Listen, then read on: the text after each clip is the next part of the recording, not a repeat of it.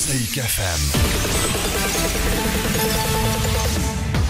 الإذاعة الأولى في تونس.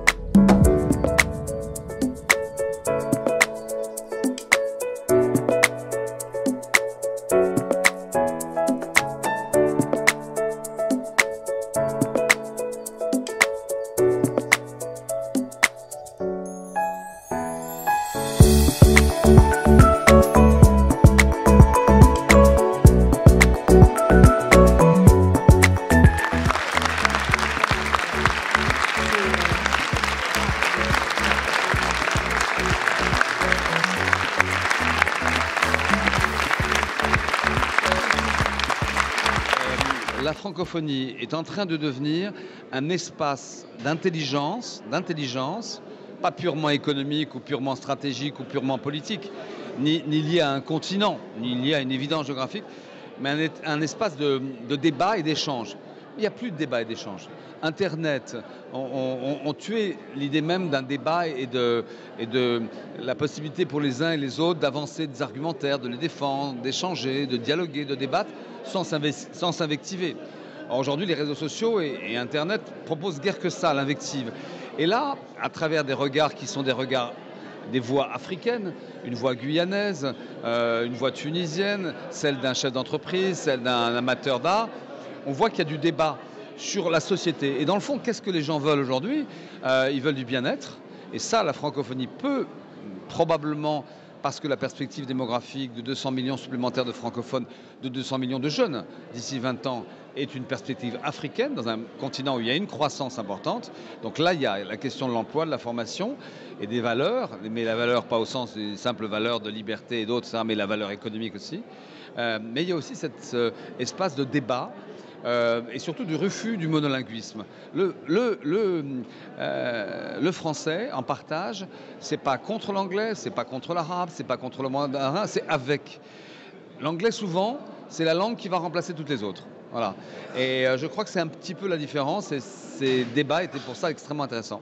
Tunis, qui est au nord du sud, est, je crois, pas une vision d'illuminé, la mieux placée de toutes les capitales africaines pour capter ces énergies-là et pour les transformer en emploi, en espoir, en puissance économique, en rayonnement, d'influence. Alors justement, Votre Excellence, ça va être un enjeu de taille 2020. On parle d'une quarantaine de chefs d'État. Oui, même 50-60 probablement, oui. C'est un enjeu de taille pour nous et pour vous aussi. Oui, c'est un enjeu évidemment très important, mais un enjeu très important pour les Tunisiens.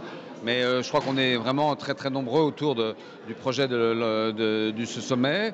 Et je suis certain de voir en tout cas autant de jeunes ici présents, autant d'Africains, que ça sera une date très importante dans l'histoire de ce pays, dans l'histoire de la Tunisie, qui aura avant tous les autres pays du Maghreb bouclé la boucle qui en 1956 proclamait son indépendance, affirmait sa souveraineté, en 1970 avec d'autres, mais affirmait l'importance de cette francophonie et qui en 2020, 50 ans après, va dire on est fiers de ce que nous sommes. Nous sommes un pays arabe, notre langue c'est la langue arabe, mais en plus on en a une seconde et on marche plus vite sur deux jambes que sur une seule. En fait, la francophonie c'est un espace géoculturel et qui nous interroge aujourd'hui compte tenu de l'état du monde sur nos capacités géopolitiques. C'est-à-dire que la francophonie ce sont des pays sur tous les continents. C'est-à-dire que ce sont des traces en fait de la longue période impérialiste, disons, puisque c'était des conquêtes de territoire. La deuxième période, en tout cas, des conquêtes coloniales, la première étant marquée par la traite négrière. Mais la conséquence, c'est que sur tous les continents, il y a des pays où la langue française est parfois la langue officielle, mais c'est une langue qui est utilisée et comprise. Donc ce sont des traces d'une histoire, mais c'est une histoire qui a laissé des liens et qui a permis de produire des choses aussi complètement nouvelles, complètement les créoles qu'on trouve dans les Caraïbes et les Amériques, par exemple, sont des langues qui viennent à la fois de l'Afrique et du français pour ce qui concerne les créoles francophones, d'une certaine façon. Donc voilà, la francophonie produit tout ça et la francophonie doit surtout nous propulser vers une capacité collective à penser le monde, à comprendre le monde et à agir sur le monde. Pas seulement nous regarder, mais regarder le monde tel qu'il est et voir comment nous voulons le transformer. La Tunisie est un pays qui appartient à l'Organisation internationale de la francophonie, qu'elle a été candidate, c'est-à-dire qu'elle a exprimé le désir elle-même d'être l'organisatrice et de recevoir ce sommet. Et je ne vois pas qui serait légitime justement à poser le moindre point d'interrogation sur à la fois le droit et la capacité de la Tunisie à accueillir ce sommet. الفرنكوفونية يلزمها تكون حاجة شاملة، المنطلق متاعها هو إمكانية المخاطبة بنفس اللغة الجنسيات مختلفة.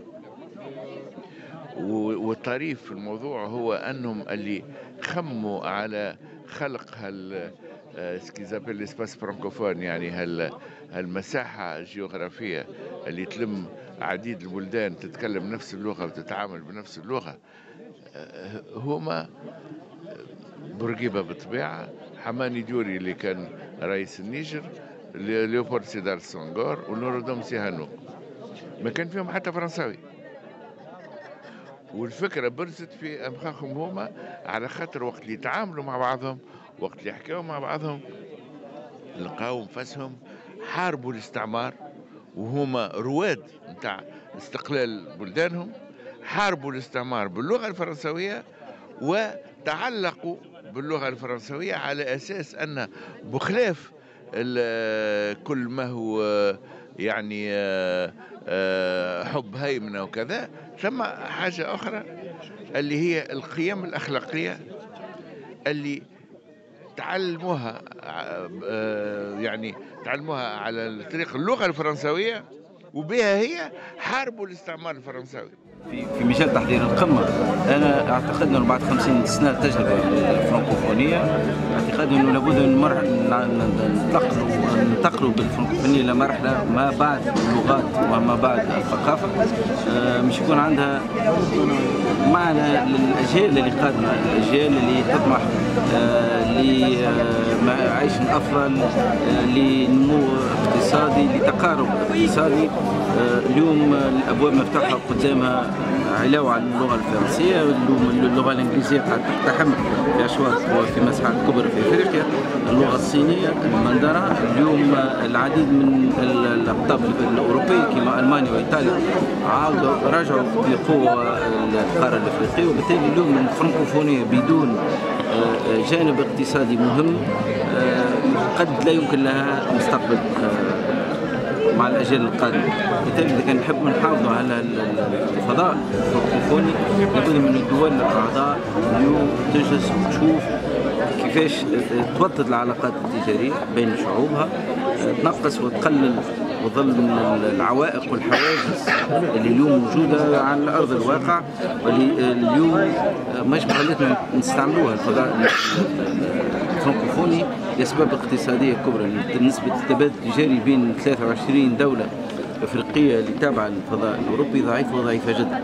بالتالي ما نجموش نكملوا ونواصلوا ونعملوا في الاجتماعات وكل 4 سنين ندوة مؤتمر الفرنكوفونية، بينما التقارب الاقتصادي ماشي يضمحل، ماهوش ماشي يتطور رغم نسبة النمو المهمة اللي موجودة داخل البلدان هذه الأعضاء اللي هي تقريبا تناسب 7%، ومع ذلك نسبة التبادل التجاري بين أعضائها ماشي للإضمحلال لفائدة أطراف وشركاء جدد اللي دخلوا على القارة الأفريقية خلال 20 سنة الأخيرة.